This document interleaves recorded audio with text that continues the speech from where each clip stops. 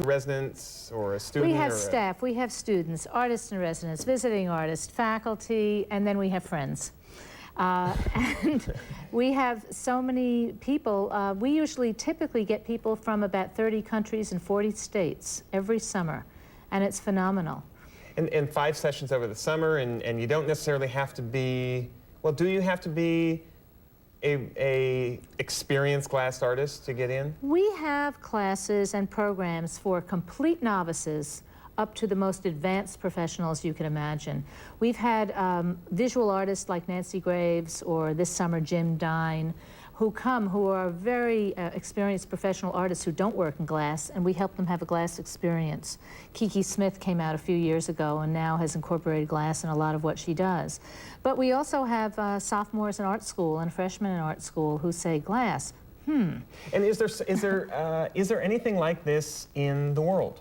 No. I mean, what is special about Pilchuck?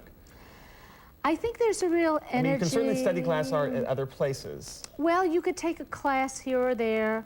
Many art schools have a class in glass, but you would be limited to working 3 hours a day, 2 or 3 times a week, maybe. Here at Pilchuck, if you come, the hot shop works 15, 20 hours a day. All the facilities are open 24 hours a day. A few closed down, but most are open 24 hours a day. And at Pilchuck, we have some of the best facilities in the world. It's remarkable. And the spirit here that Dale Chihuly brought to this is a lot of collaboration. I think at one point read something where he said, you know, my belief is not even really an instruction, it's just getting a lot of people together in the same place and, you know, within a hot shop. Well, at the time, what happens. At the time he said that, yeah, at the time he said that, I don't think there was a whole lot that was known, so they had to, you know, do each one teach one. And now we have the advantage that we have people who have experience for 20 or 25 years, that can be the starting off point for the collaboration, rather than from ground zero.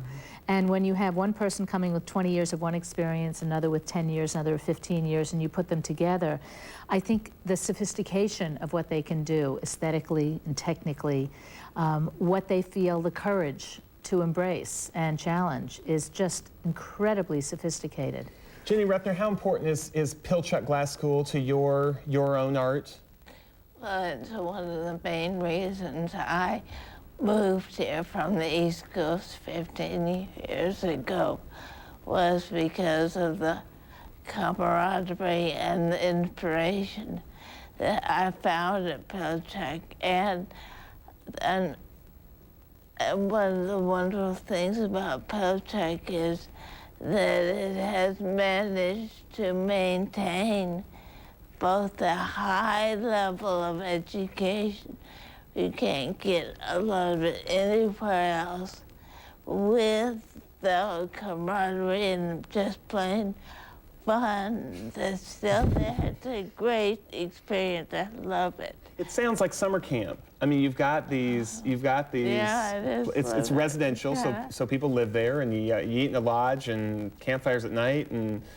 Well, yes, boy, I want to go there. But this is summer camp for artists, and you have to remember that artists typically are individualists, and each and everyone brings their own passion to the place, both in work and in play.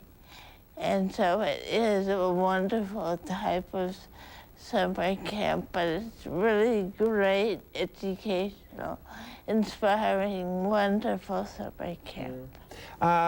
Marge, let me ask you, a couple years ago you celebrated 25 years of Pilchuck Glass School, and you talked about being 25 years of the influence of Italian glass making. Right. What is it about Pilchuck, and what is it about this art of glass that has such an Italian influence? And why is that still the method that's being used up at Pilchuck? Well, I think it's not only Italian, it probably comes from many European cultures. And probably even from American glass, where up until about 30 years ago, most glassworking was done in factories, where designers designed it and workers made it. So it was a separated function. It was totally separated. And a lot of it had to do with, society, culture, business, all of that. But it also had to do with the fact that a lot of the equipment was so massive that no one person could have a studio. It's like now, I mean, if you want to make a car, I mean, unless you live near Detroit, you would have a problem. But if suddenly someone figured out how you could build a car in your basement, and how you could just bend the metal without big tools, and how you could just sort of make tires yourself, suddenly you'd have people making cars all over the place.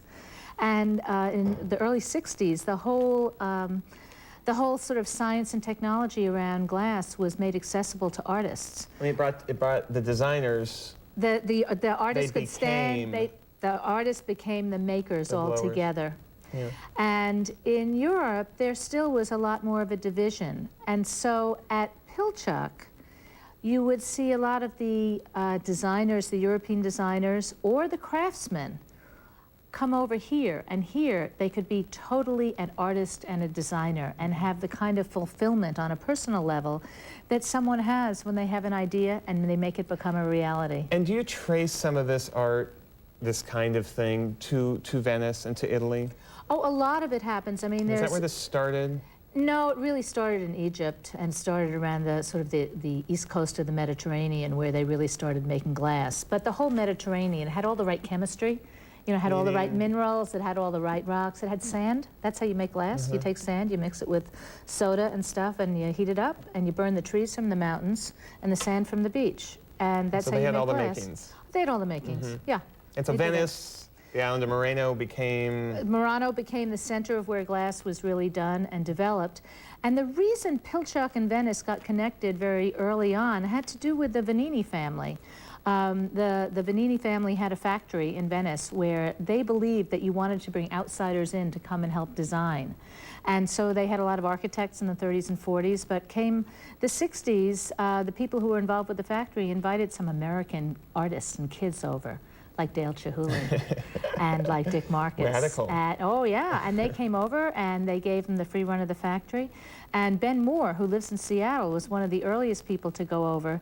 He went over and studied at Vanini for a couple of years, and he met some of the really fine glass blowers. And brought that technique, that idea, that style back. Well, it was the whole attitude, too. He brought Keiko over, and Keiko came over and didn't like it. He said, but I got a crazy Uncle Lino. Or actually a brother-in-law, I think he was. And he said, Lino will come over. And Lino came over, and he's come over. This summer will be his 21st year coming to Pilchuck.